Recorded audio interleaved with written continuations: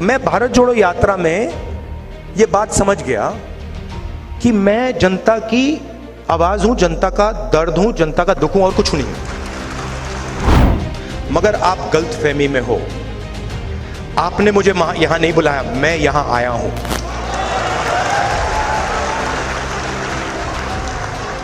और मैं आपको एक बात की गारंटी दे देता हूं, नरेंद्र मोदी जी प्रधानमंत्री नहीं बन रहे। ये 100% मैं आपको, आप चाहते हो तो मैं यहां पे लिख के आपको सबको दे दूंगा, साइन करके दे दूंगा। बहुत सारे अनपढ़ राजा हुए हैं हिंदुस्तान में जिनमें अहंकार नहीं है, जिनमें अहंकार नहीं था, वो काम चला लेंगे, जो जनता की बात सुन लेते थे। ये दूसरे टाइप के हैं, ये किसी की नहीं सुनते। जब आप सीबीआई और ईडी को लेकर राजनीति और लोकतंत्र पर आक्रमण करते हो तो आप कॉन्स्टिट्यूशन पे आक्रमण कर रहे हो। जब आप सारे के सारे इंस्टीट्यूशंस में आरएसएस के लोग भर रहे हो तो आप कॉन्स्टिट्यूशन पे आक्रमण कर रहे हो। सवाल आपसे ये है कि जस्टिस मदन बी लोकुर और मीडिया के काफ़ी सारे साथियों ने आपको प्रधानमंत्री जी के साथ 1-to-1 डिबेट के लिए आमंत्रित किया है, तो ये न्योता स्वीकार करते हैं? मैं 100% किसी से भी डिबेट करने को तैयार हूं, प्रधानमंत्री से। हेलो। मगर और इस चीज को बदलने के लिए बहुत सारे लोग खड़े हुए, हिस्टोरिकली लिस्ट है। जय हिंद जी ने उनके नाम लिए, मगर सब के सब ने एक ही बात की थी, जो सच्चाई थी उसको उन्होंने एक्सेप्ट किया कि हमें यह दिख रहा है कि यह सच्चाई है और इस बात को मैं एक्सेप्ट कर रहा हूं। दो तरीके के लोग होते हैं राजनीति में, तो खासतौर एकदम दिख जाता है। पूरी जिंदगी सत्ता के पीछे दौड़ते दौड़ते दौड़ते दौड़ते सच्चाई को कभी एक्सेप्ट नहीं करते। ना अपनी सच्चाई एक्सेप्ट करते हैं, ना अपनी सच्चाई एक्सेप्ट करते हैं, ना किसी और की सच्चाई एक्सेप्ट करते हैं। उनको सिर्फ एक चीज दिखती है कि किसी ना किसी तरह मेरे हाथों में इन्फ्लुएंस आ जाए, सत्ता आ जाए, बाकी सब छोड़ो। और दूसरे तरीके के लोग होते हैं जो कहते हैं ये सच्चाई है, इसको मैं एक्सेप्ट कर रहा हूं, चाहे मुझे अच्छा लगे या बुरा लगे, मगर मुझे जो दिख रहा है उस बात को मैं पूरी तरह एक्सेप्ट कर रहा हूं। और अलग अलग समाज में अलग अलग जगह से ये लोग आए। अंबेडकर जी, महात्मा गांधी जी, पेरियार, बसवना, बुद्धा, ये अलग अलग स्पेसेस से आए, मगर इन सब ने ये बात एक्सेप्ट की कि जो मैं देख रहा हूं ये सच है और मैं इसको छोड़ूंगा नहीं।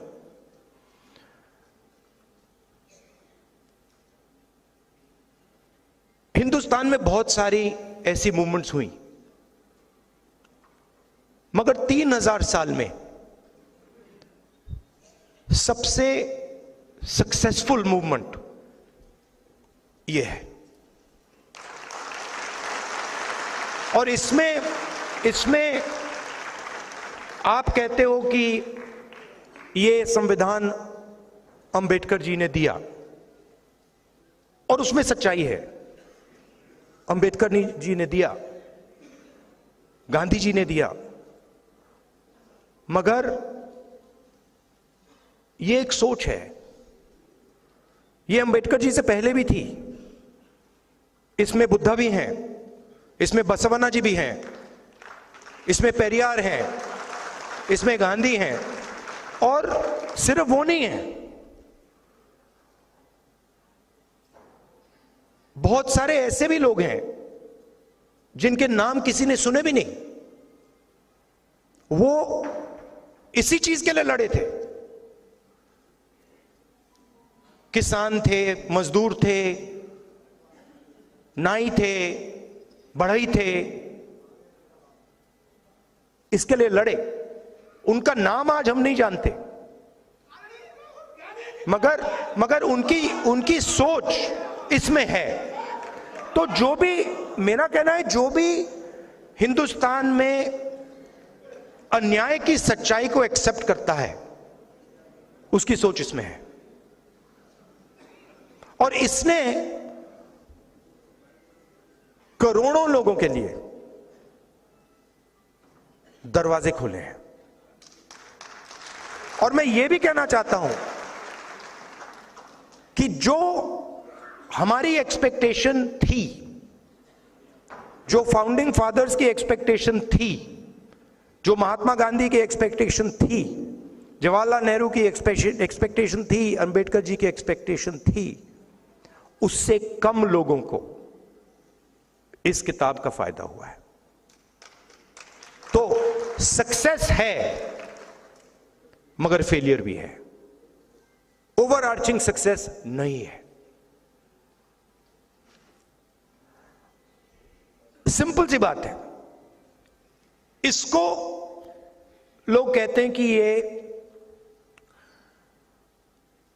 राइट्स का डॉक्यूमेंट है, अधिकार का डॉक्यूमेंट है, इससे हमें लोकतांत्रिक अधिकार मिलता है, सही। मगर ये ट्रांसफर ऑफ पावर का भी डॉक्यूमेंट है। ये ट्रांसफर ऑफ एसेट्स का भी डॉक्यूमेंट है। ये ट्रांसफर ऑफ वेल्थ का भी एक डॉक्यूमेंट है। ये ट्रांसफर ऑफ स्किल्स का भी डॉक्यूमेंट है। अब अगर हम हिंदुस्तान को आज देखें, और मैं 15, 20, 30, 40, 50 साल पहले की बात नहीं कर रहा हूं, मैं आज की बात कर रहा हूं। और अगर आज हम अपने देश को देखें, 95% लोग पिछड़े वर्ग के, अप्रोक्सीमेटली 50, 15% दलित, 8% आदिवासी, 15% माइनॉरिटी, उसमें आप 5% गरीब जनरल कास्ट जोड़ दीजिए, 95% लोग। आप मीडिया में देखिए, मीडिया कोई मामूली औजार नहीं है। यह नैरेटिव बनाता है, देश का नैरेटिव बनाता है, पूरे देश का, पूरे देश के नैरेटिव को इन्फ्लुएंस करता है। यहां बड़े बड़े पत्रकारों में, जर्नलिस्ट में, मीडिया ओनरशिप में आपको एक पिछड़े वर्ग का व्यक्ति नहीं मिलेगा। अब बात अच्छी लगे ना लगे, यह रियलिटी है, यह सच्चाई है।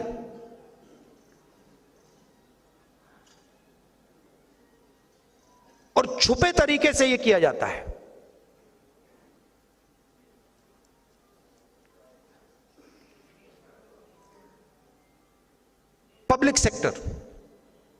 पब्लिक सेक्टर में 90% के लिए रास्ते खुलते थे। ज्यादा नहीं खुलते थे, मगर खुलते थे।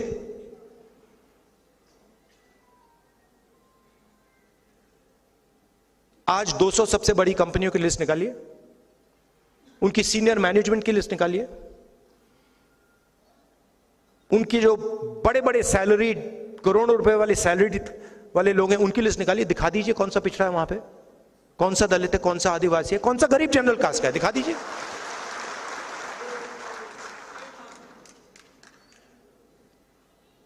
जुडिशरी में भी यही, सरकार में भी यही। और जो सच्चाई है वो छुपा दी जाती है। अग्निवीर स्कीम, अग्निवीर स्कीम में नुकसान किसका हुआ है? आपने कभी सोचा? सिंपल, SC ST OBC गरीब जनरल कास्ट।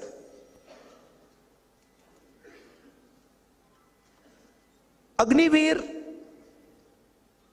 सीनियर लेवल पे नहीं है, अग्निवीर जवान के लिए है। और 2 तरीके के शहीद बनाए जा रहे हैं। तो जहां भी देखो 90% तो है ही नहीं। अब मैं सिर्फ एक बात कह रहा हूं कि सब कुछ छोड़ दीजिए,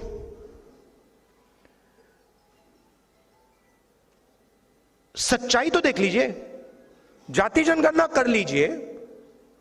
अगर जो मैं बोल रहा हूं गलत है, कोई प्रॉब्लम नहीं है,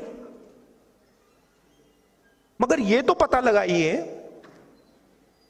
कि इस देश में पिछड़े वर्ग के कितने लोग हैं, दलित कितने हैं, आदिवासी कितने हैं, यह तो पता लगाइए। कौन सी संस्थाओं में है, कहां हैं, कोर्ट्स में कितने हैं, और रिएक्शन आता है कि नहीं होना चाहिए। इससे क्या होगा? इससे हिंदुस्तान के करोड़ों लोगों को हिंदुस्तान की सच्चाई पता लगेगी। यही होगा। इस सच्चाई से लोग क्यों डर रहे हैं? देखिए, अगर हिंदुस्तान को मजबूत बनाना है, जो मोदी जी सुपर पावर की बात करते हैं, तो 90% आबादी के बिना तो हो ही नहीं सकता ना। कैसे होगा? आप ये कह दो कि भैया ब्यूरोक्रेसी में 90% नहीं आएंगे, मीडिया में 90% नहीं आएंगे, स्पोर्ट्स में 90% नहीं आएंगे, ब्यूटी पैजेंट्स में 90% नहीं आएंगे, तो कौन सा सुपर पावर बनने वाला है? मतलब आप अपनी 10% आबादी का सुपर पावर बनाओगे क्या? मतलब कौन सी दुनिया में हो आप? सुपर पावर तो 90% है।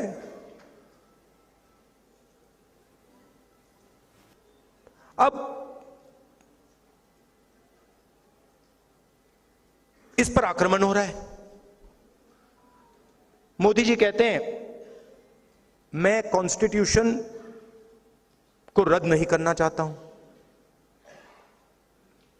ठीक है, जब आप CBI और ED को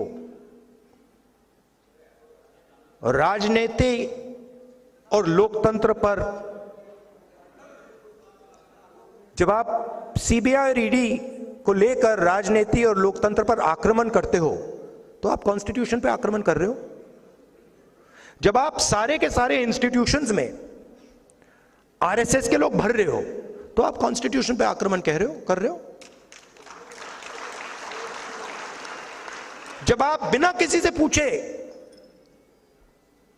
नोटबंदी करते हो और हिंदुस्तान के करोड़ों पिछड़े वर्ग के लोगों को, दलितों के, आदिवासियों की जिंदगी खत्म करते हो, तो आप कॉन्स्टिट्यूशन पर आक्रमण कर रहे हो। जब आप अग्निवीर योजना बिना आर्मी से पूछे लागू करते हो, आप कॉन्स्टिट्यूशन पर आक्रमण कर रहे हो। मोदी जी राजा हैं।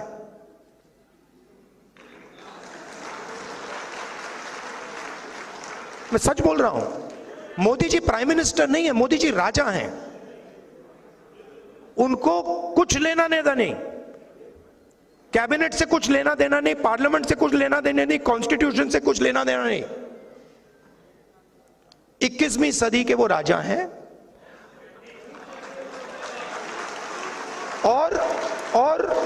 और उनके जो फाइनेंसियर्स हैं पीछे, जो 2-3 फाइनेंसियर्स हैं,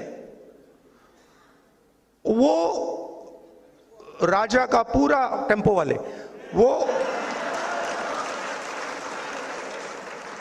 वो राजा, एक्चुअली वो राजा फ्रंट है। एक्चुअली राजा के पास पावर नहीं है, एक्चुअली पावर कहीं और है। तो ये सिचुएशन है। नहीं भैया, अनपढ़ राजा भी काम चला लेता।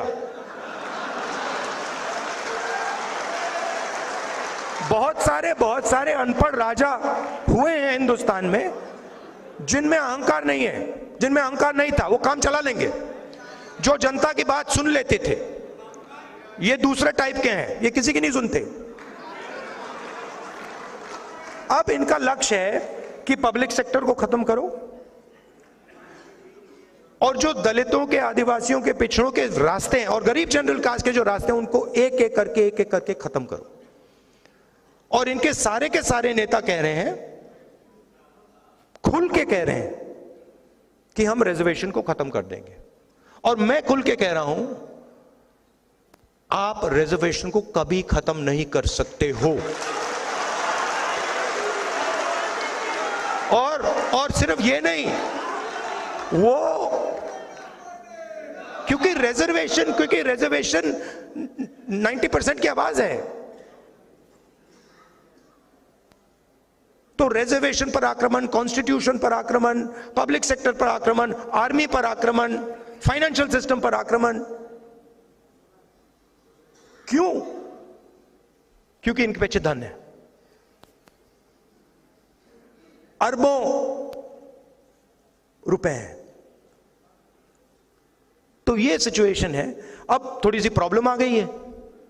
आपने देखा होगा मोदी जी ने अदानी जी का, अंबानी जी का नाम ले लिया, भौंकला गए कि भैया आओ आओ मुझे बचाओ। यहां पे तो हिंदुस्तान की जनता ने घेर लिया मुझे, ये मतलब सबने घेर लिया। ये तो आरक्षण की बात कर रहे हैं, ये तो कॉन्स्टिट्यूशन की बात कर रहे हैं। अदानी जी, अंबानी जी बचाओ मुझे। वो कैसे बचाएं? वो नहीं बचा पाएंगे। बचा तो जनता ही सकती है।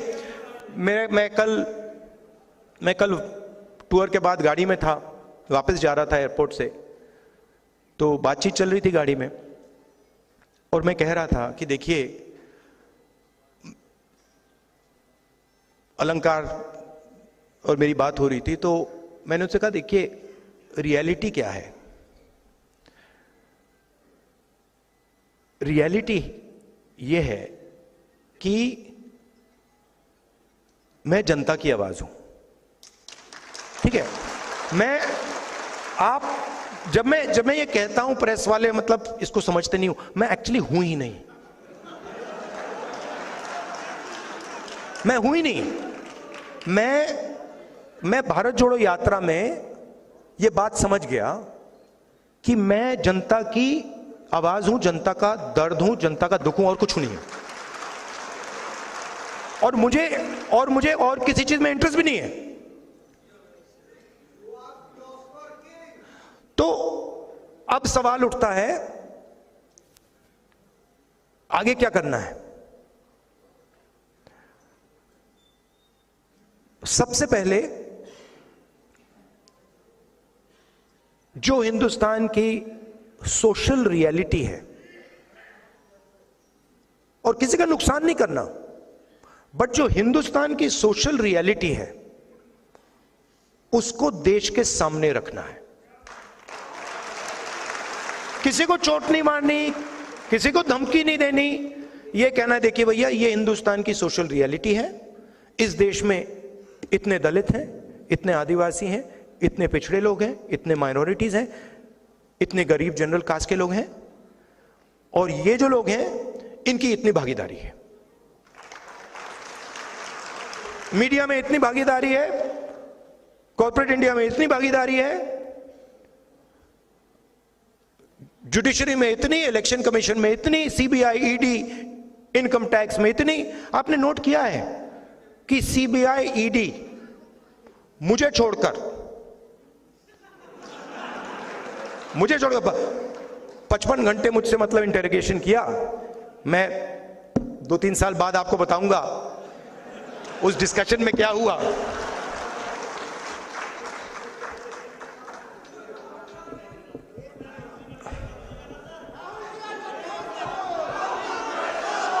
मैं बताऊं आपको क्या हुआ, बताऊं?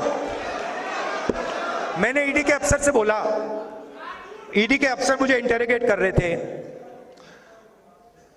और मैंने उनसे बोला कि देखिए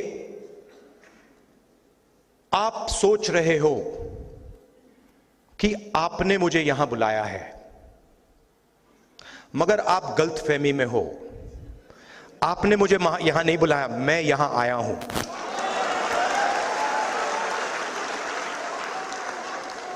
और आप जानते हो मैं यहां क्यों आया हूं? कहते हैं नहीं, मैं यहां इसलिए आया हूं क्योंकि मैं देखना चाहता हूं हिंदुस्तान के लोकतंत्र की हत्या कौन लोग कर रहे हैं।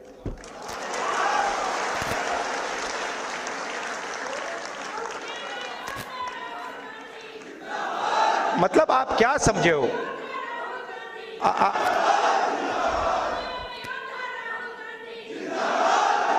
मैं वहां पे इंटेरोगेशन हो रहा था, वहां पे एक सेल पड़ा हुआ था, वो लॉकअप होता है, वो इंटेरोगेट कर रहा है मुझे। मैं सोच रहा हूं यार मेरे परदादा 12 साल ऐसे सेल में बैठे थे, कम से कम 10 साल तो मुझे भी जाना चाहिए। आप मुझे कोई भी सेल दे दो, कोई फर्क नहीं पड़ता। तो मेरा कहना है कि हिंदुस्तान की जनता के सामने हिंदुस्तान की रियलिटी डालनी है। और मैं बिलीव करता हूं, चाहे वो किसी भी जात का व्यक्ति हो, अगर हमने रियलिटी सामने रख दी ऐसे, हिंदुस्तान की राजनीति बिल्कुल बदल जाएगी।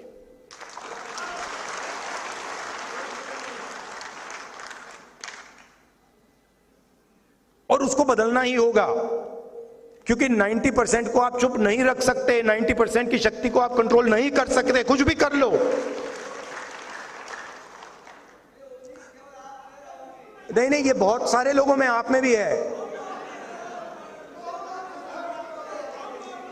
और राजनीति में ना, मेरा एक्सपीरियंस बताता हूं आपको। एक होता है जो सुबह उठता है, कहता है भैया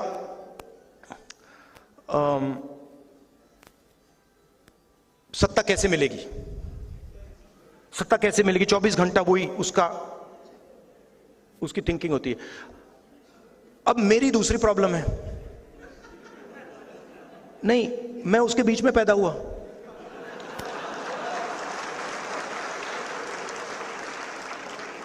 अब अजीब सी बात है, मुझे उसमें इंटरेस्ट ही नहीं है। वो मेरे लिए औजार है, वो मेरे लिए औजार है कि उसका मैं प्रयोग जनता की मदद करने के लिए कैसे करूं।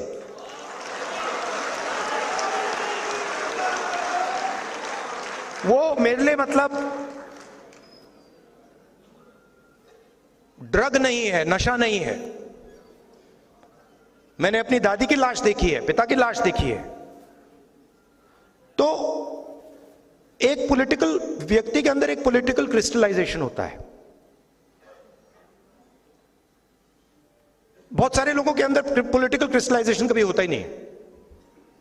पूरी जिंदगी निकल जाती है, सुबह उठते हैं, किसी को काटते हैं, किसी को डराते हैं, किसी से लड़ते हैं, कोई सूट पहन लेता है, कोई मतलब अलग अलग वीडियो बनाते हैं, तो उनको तो छोड़ दो।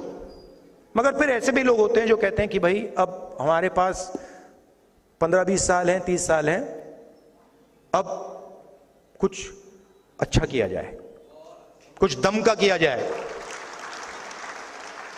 तो पॉलिटिकल क्रिस्टलाइजेशन हो जाता है। एक बार पॉलिटिकल क्रिस्टलाइजेशन हो जाता है तो फिर क्लैरिटी आ जाती है कि मुझे ये करना है और कुछ नहीं करना। और मेरे माइंड में ये क्लैरिटी आ गई है कि इस देश में 90% लोगों को भागीदारी दिलवानी है।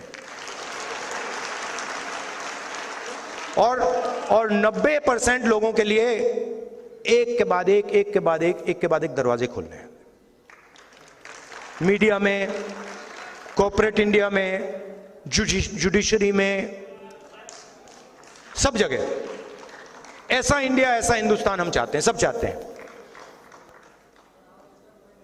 तो ये करने में बड़ा मजा आ रहा है मुझे। 4000 किलोमीटर चल गया, पता भी नहीं लगा मुझे ये हुआ क्या। हाँ, अब बड़ी इंटरेस्टिंग बात है, मैं आपको बताऊं, बड़ी इंटरेस्टिंग बात है। पॉलिटिकल क्रिस्टलाइजेशन से क्या होता है, या पॉलिटिकल जब क्लैरिटी आ जाती है होता क्या है। मैं 2004 से राजनीति में हूं, ठीक है। 2 साल पहले मैंने भारत जोड़ो यात्रा की, 4000 किलोमीटर चला, और मेरा जो सुनने और देखने का तरीका था वो बदल गया।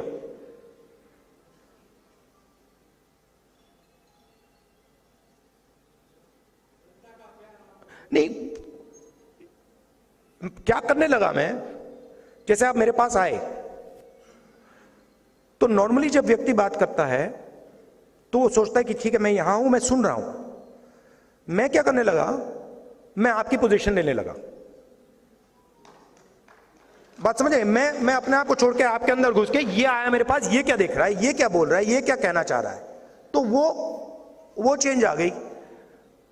और बिल्कुल जो लोग बोल रहे थे उसका मतलब ही बदल गया। मतलब पहले क्या होता था, किसान आता था, बड़ी मुश्किल है, पैसा नहीं मिल रहा,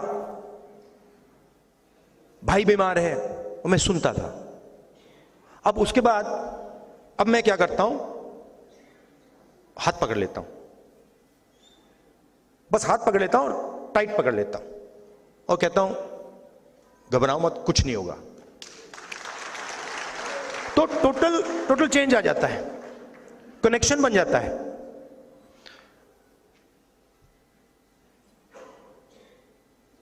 तो भारत जोड़ो यात्रा से पहले 20 साल में राजनीति में था, मगर मैंने मोहब्बत शब्द कभी यूज ही नहीं किया। सबसे पावरफुल शब्द है, आप सब कहेंगे कि दुनिया में सबसे पावरफुल शब्द मोहब्बत है, करेक्ट? तो ये जो अभी इन्होंने बोला ना, वी लव यू सर, ये भारत जोड़ो यात्रा से पहले किसी ने मुझे नहीं बोला था, और मैंने भी किसी को नहीं बोला था। मतलब मां को बोला था, बहन को बोला था, मगर किसी आम जनता को या किसी से जब मैं मिले, मैंने नहीं बोला, मगर मैंने बोलना शुरू कर दिया। और अजीब सी बात हुई, अब मैं आपको बता रहा हूं, दिल्ली में मैं वापस आता हूं एयरपोर्ट से, गाड़ी शीशा खोल के कहते हैं आई लव यू। तो ये मैं आपको क्यों कह रहा हूं, क्योंकि हिंदुस्तान में जो भी सक्सेसफुली सामाजिक न्याय की लड़ाई लड़ा है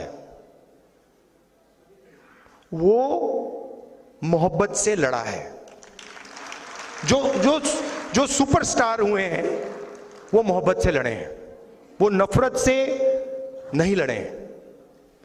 तो ये 2 चीजें जरूरी हैं कि सच्चाई होनी चाहिए, सच्चाई से पीछे नहीं टिकना चाहिए, हिलना नहीं चाहिए, कोई भी कॉस्ट दे दो, मगर ये सच्चाई है। और आप बोलो तो रिस्पेक्ट से, प्यार से, स्ट्रेंथ से। और मैं आपको एक बात की गारंटी दे देता हूं, एक बात तो मैं आपको बता देता हूं कि अब चुनाव हो रहा है, नरेंद्र मोदी जी प्रधानमंत्री नहीं बन रहे हैं। ये 100% मैं आपको, आप चाहते हो तो मैं यहां पे लिख के आपको सबको दे दूंगा, साइन करके दे दूंगा। क्योंकि देखिए हुआ क्या है, देखिए मैं पॉलिटिक्स को ना, हुआ क्या है, बड़ी इंटरेस्टिंग चीज हुई है, बड़ी इंटरेस्टिंग चीज हुई है कि नरेंद्र मोदी जी की पूरी स्ट्रेटजी भाई को भाई से लड़ाने की है, और इस चुनाव में वो काम ही नहीं कर रहा है। वो मतलब आ रहे हैं, वो कह रहे हैं, लोग देख रहे हैं, कह रहे हैं भैया ये बोल के आ रहा है। तो वो चेंज आ गया है, और आप लिख लीजिए वो। अच्छा, एक बात हो सकती है, अगर पूरी चीटिंग कर दी, अगर ईवीएम लपेट लिया, वैसे हो सकता है, मगर उसके अलावा ये 200 180 से आगे नहीं जा रहे। अब आपके सवाल हो नहीं देखिए, मगर इसमें देखिए, इसमें एक बात मैं आपको बताना चाहता हूं कि हमारा जो मैनिफेस्टो है क्रांतिकारी मैनिफेस्टो है। अगर आपने मैनिफेस्टो को देखा है, वो 90% को सपोर्ट करने वाला मैनिफेस्टो है। मगर सच्चाई ये है कि कांग्रेस पार्टी को भी आने वाले समय में अपनी राजनीति को बदलना होगा। ये करना पड़ेगा। और ये भी मैं कहना चाहता हूं कि कांग्रेस पार्टी में ने भी गलतियां की हैं, और मैं कांग्रेस पार्टी का होता हुआ ये मैं कह रहा हूं। तो अब आपके सवाल हो, आप जरूर पूछिए।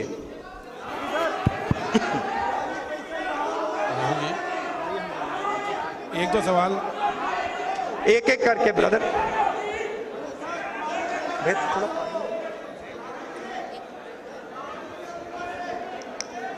हेलो, सहज आप कहाँ खड़े हैं? जस्टिस राहुल जी, मेरा सवाल आपसे है। जस्टिस मदन बी लोकुर और मीडिया के काफी प्रधानमंत्री जी के साथ आपको 1-to-1 डिबेट के लिए कहां हैं आप जी? नहीं, सवाल कहां पूछ रहे हैं?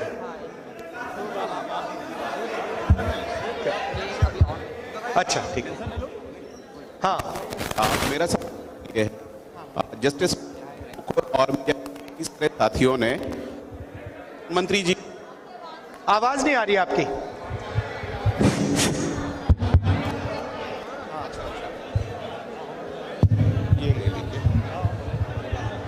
हेलो हाँ जी।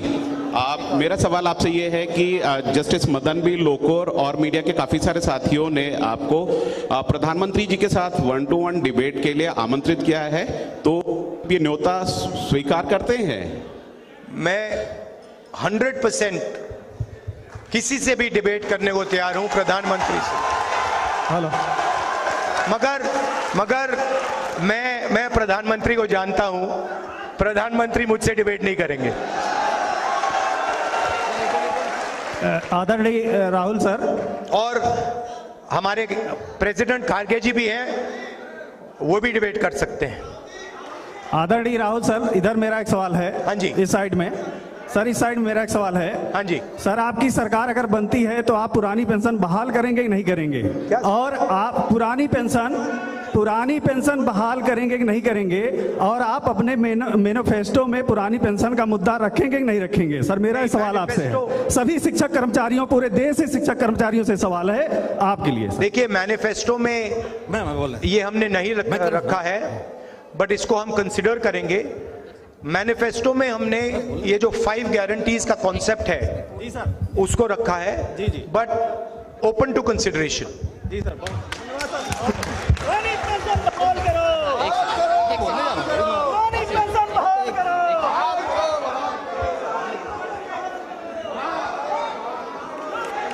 सुनाई नहीं दे रहा। माननीय राहुल गांधी जी, एक्सक्यूज मी। बाद में बात कर लूंगा, और 2-3 और क्वेश्चन है। ये बताइए माननीय राहुल गांधी जी, राहुल साहब, राहुल जी, हुकूमत आपकी बनने जा रही है, आप 85% रिजर्वेशन देंगे? सर मैं वर्तिका सिंह अंतर्राष्ट्रीय निशानेबाज हूँ मैं। हाँ। और राष्ट्रपति पदक विजेता हूँ मैं।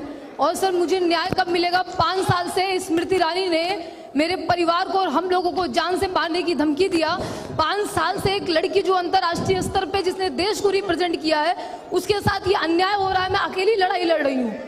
आप आके मुझे डिटेल्स देख सर, लीजिए, मैं इतनी दे बार दीजिए। लोगों से कितनी बार रिक्वेस्ट किया, सर मुझे प्लीज आप वचन दीजिए कि आप मुझे अपॉइंट आप डिटेल्स हमें दे दीजिए। मैं एग्जैक्टली केस के बारे में जानता नहीं हूँ, आप डिटेल्स मुझे दे दीजिए। राहुल जी, पूरे देश में पूरे देश के जितने संस्थाओं का निजी राहुल जी, देश में जितने संस्थाओं का निजीकरण इधर से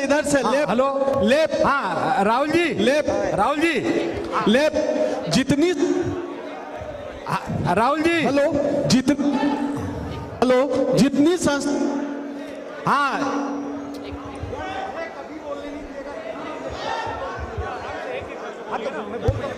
ठीक। आप हेलो, हाँ, जितनी माइक- संस्थाओं का निजीकरण किया गया है, क्या उन संस्थानों का फिर से राष्ट्रीयकरण किया जाएगा? राष्ट्र क्या निजीकरण को वापस करा जाएगा। जितनी संस्थाओं को मोदी जी ने बेच दिया है, क्या उस संस्थानों का फिर से राष्ट्रीयकरण होगा? नहीं, ये तो मुश्किल होगा, मगर ये जो ब्लेटेंट प्राइवेटाइजेशन किया जा रहा है, जो रेलवेज का डिस्कशन चल रहा है, जो बाकी बड़ी बड़ी संस्थाओं का डिस्कशन चल रहा है, ये ब्लेटेंट प्राइवेटाइजेशन हम अलाउ नहीं करेंगे। हमारी फिलॉसफी ये है कि सरकार का एजुकेशन में, हेल्थ केयर में रोल होना चाहिए और उस रोल को हम प्रोटेक्ट करेंगे और ज्यादा से ज्यादा लोगों को सरकारी नौकरी देने का काम करेंगे। आपका बहुत बहुत धन्यवाद, बहुत अच्छा लगा मुझे यहां आकर। थैंक यू, नमस्कार, जय हिंद।